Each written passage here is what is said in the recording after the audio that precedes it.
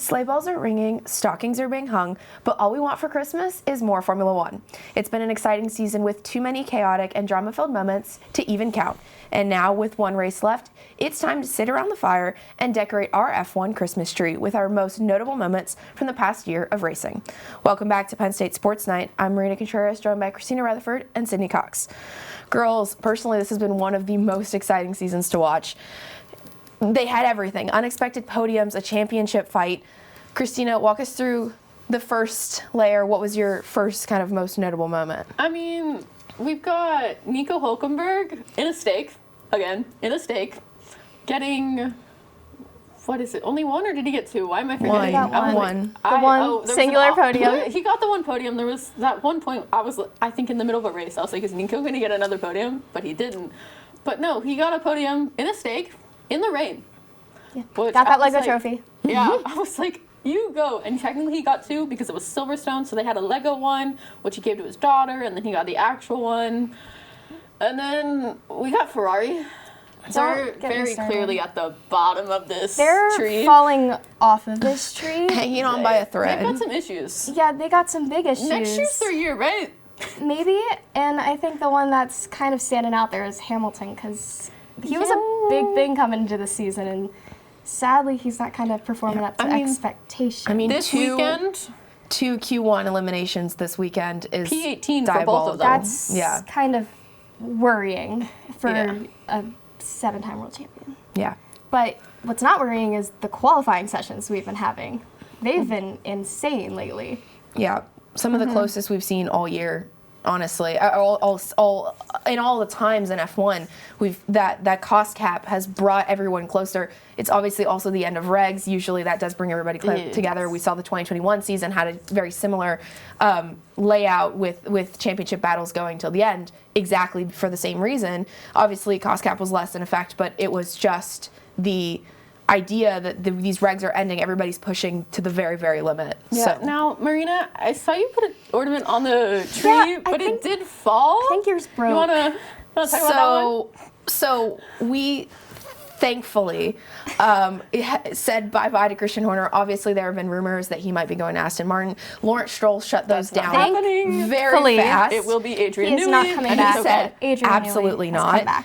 But he left Red Bull early in the season. Red Bull has had quite the turnaround since. I've really enjoyed watching Laurent Mekies and what he's been able to do with that team, making the step from Racing Bulls, who's previously at Ferrari. So kind of moving it around, and I think they've done a phenomenal job to get back into the championship fight, which we will talk about Even if the soon. car in itself wasn't the strongest this year, the team has done well to perform. Absolutely. Yeah. I think they were talking about it on F1 TV after the race.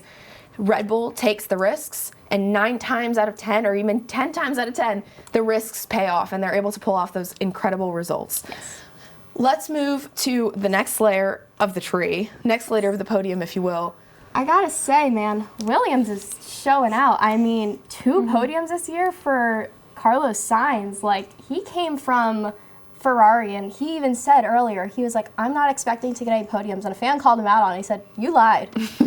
Wouldn't even apologize for lying. He had to apologize. He apologized for lying. And, I mean, he was celebrating so hard this weekend because it was amazing. This team has really turned around 5th in the Constructors' Championship this year, right behind Ferrari of all people. That's insane for a team of that caliber. I mean, yeah, but they've also had a good amount of ups and downs. I feel like they have a good weekend, and then immediately after that, it's a bad weekend. Or one driver has a really good weekend, and the other driver has a terrible weekend. So I still think they have some kinks they really need to work out. But, I mean, the rookies, they haven't been the best, but they've been entertaining. And they have done some good performances. I mean, Kimmy's gotten some podiums. Ollie in a Haas has been surprising. Even Gabby's been doing better sometimes than, like, Nico and everything. One, Isaac, he's been so phenomenal. Probably getting the Red Bull seat. I think he is. I think he's definitely going to take that Red Bull seat. As much as I actually don't want it to happen, he's such a talent. He doesn't want it to happen. No one wants that seat. Nobody that seat is basically cursed. It's really, really tough to compete up against Max Verstappen, but the talent in F1 is tough. And he doesn't have double letters in his name. so he's not going to get a win. Yeah. But one of the things that I think is really interesting, specifically on the rookies for this year, is the fact that it's one of the few years in the last, say, 10 years where we had a lot of rookies. And they actually showed up. They did a really Even good Fernando job. Alonso was showing up. Everyone's favorite rookie. They did a phenomenal job, in my opinion, this year. And we have a very, very good rookie conversation here. Isaac's in the mix. Kimi's in the mix. You have even F2 drivers that eventually will go into that category. But F1, I mean, Ollie, they all did phenomenal. And yes, everybody had their highs and lows, but they're rookies. And we'll talk about Mercedes.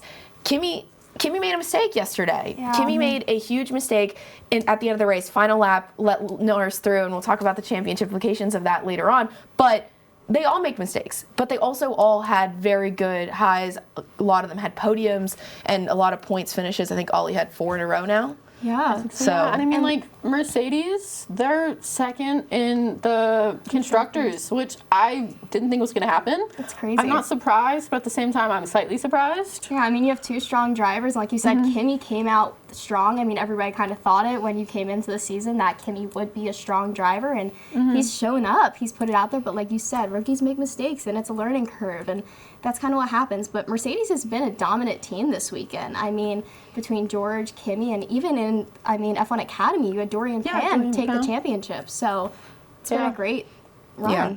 And George and Mercedes are the only winners outside of 7 for Oscar, 7 for Max, 7 for Lando. They're those other 2. So they had an impressive run. I think it's also really important that they made a huge jump from 4th to now 2nd from this year to last year.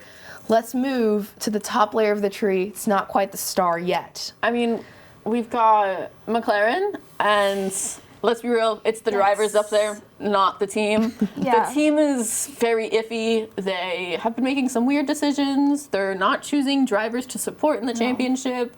They're finally, though, seeming to treat it as 2 separate garages, because, like, in Las Vegas and stuff, at least on Lando's radio, they did not bring up Oscar's race at all. They're finally focusing on 1 driver per, like, crew. So, but, I mean, the drivers, they're both in the championship contending. Yeah, but you got to give credit where credit's due. They did win the Constructors' Championship this year, and they had a great season otherwise, aside from some, like we said, missed calls on their end, but it's another great season. Max, man, he has been driving a great season. He came out of nowhere. Yeah, I didn't expect it. Yeah, it's 104. I mean, we've talked about it almost every time we've been on this segment all year long.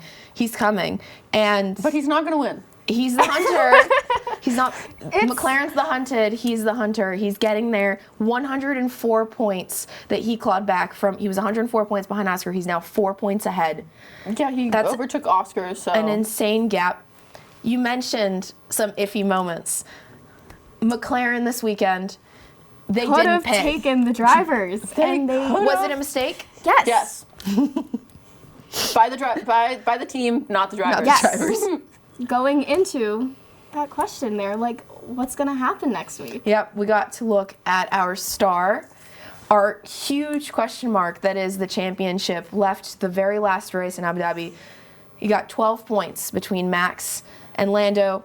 Lando, he just has to finish All he needs is P3. P3. And he can do it. The only Max way Oscar needs him can to win finish 4th. is he That's has it. to win the race. There's so many and Lando has to possibilities get like 8th. that can come out of this weekend. It is insane. And I think that the team really needs to focus on it. And as much as I love Oscar, it's kind of, I don't think, going to happen, but I think Max. Oscar's is got plenty of gonna time. go out for Oscar, it. he's not a rookie, but sometimes I still go, Oscar's just a little baby. He's got time. But PI rules have been used until now. It's all on the line in Abu Dhabi. If it comes down to it, does he concede to Lando to let Lando win don't know. over having a Max 5th in a row? Will he? I Will mean, they ask him to? Will Yeah. he let him through? I mean, they're still friends. They're not, it's not a Brosadie situation. It's not like they hate each other or anything. No. They are still friends. It's the team that's stirring this up. Yeah. So I don't know what's going to Well, happen. there's so much that can happen. There's one race left to go. But it's beginning to look a lot like Christmas now that our Formula One tree is finally decorated.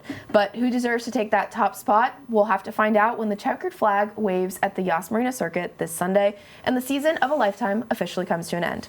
For Christina Rutherford and Sydney Cox, I'm Marie Contreras, and we'll see you next time. Hey everybody, thanks for tuning into this edition of Penn State Sports Night. For more content like this, be sure to subscribe to our YouTube channel, give us a like, and follow our socials down below. And as always, we are Penn State Sports Night.